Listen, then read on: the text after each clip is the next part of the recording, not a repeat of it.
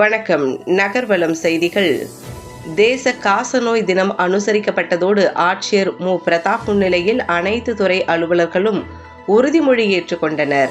திருவள்ளூரில் 14 வட்டார சுகாதார நிலையங்கள், 9 அரசு மருத்துவமனைகள் மற்றும் அரசு மற்றும் தனியார் மருத்துவக் கல்லூரிகளில் காசநோய் கண்டுபிடிப்பு பரிசோதனைகள், சிகிச்சைகள் என காசநோய்க்கான அனைத்து சேவைகளும் செயல்படுத்தப்பட்டு வருகின்றன. காசநோய் அறிகுறிகள் உள்ள இதுவரை 35,885 பேருக்கு டிஜிட்டல் எக்ஸ்ரே பரிசோதனைகள் மூலம் 141 காச நோயாளிகள் கண்டறிந்து உடனே சிகிச்சை மேற்கொள்ளப்பட்டது. அவர்களுக்கு சிகிச்சையின் போது அரசு வழங்கும் ஊட்டச்சத்துக்கான தொகை ரூபாய் 1000 அவர்களின் வங்கி கணக்கில் செலுத்தப்பட்டு வருகிறது. 2025 73 காசநோய் இல்லா கிராமங்கள் தேர்வு செய்து அறிவிக்கப்பட்டுள்ளன. பொதுமக்கள் காசநோயை நம்மால் முடிவுக்கு கொண்டு வர முடியும், உறுதி ஏற்போம், முதலீடு செய்வோம், செயல்படுத்துவோம், காசநோய் இல்லா சமுதாயத்தை உருவாக்குவோம் தொடர்பாக உறுதிமொழியினை ஆட்சியர் பிரதாப் தலைமையில் அனைவரும் ஏற்றனர். தொடர்ந்து காசநோய் இல்லா கிராம ஊராட்சிகளுக்கு அவர் பாராட்டு சான்றிதழ்களை வழங்கினார்.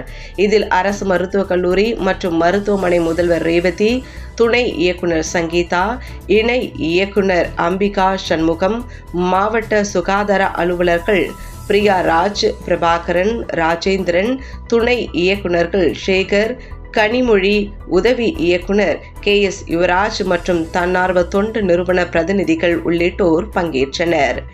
நகர்வலம் செய்திகளுக்காக திருவள்ளூர் மாவட்டத்திலிருந்து செய்தியாளர் மதனகோபால். காசநோய் பரம்பரை வியாதி அல்ல, இது காற்றின் மூலம் பரவும் மைக்கோபாக்டீரியம் டியூபர்குலோசிஸ் என்னும் பாக்டீரியா கிருமியால் தொற்றுகிறது.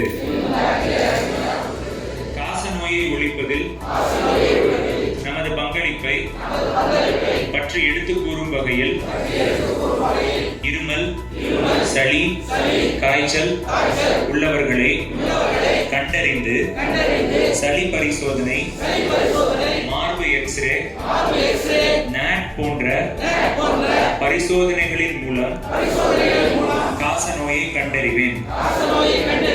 காசநோய் கண்டறியப்பட்டவர்களுக்கு உடனடி சிகிச்சை அளிக்க செய்து நோயாளிகளின் விருப்பப்படி அவர் விரும்பும் இடத்தில் முறைப்படி சிகிச்சை எடுக்கும்படி செய்து இறப்பை தடுப்பேன்.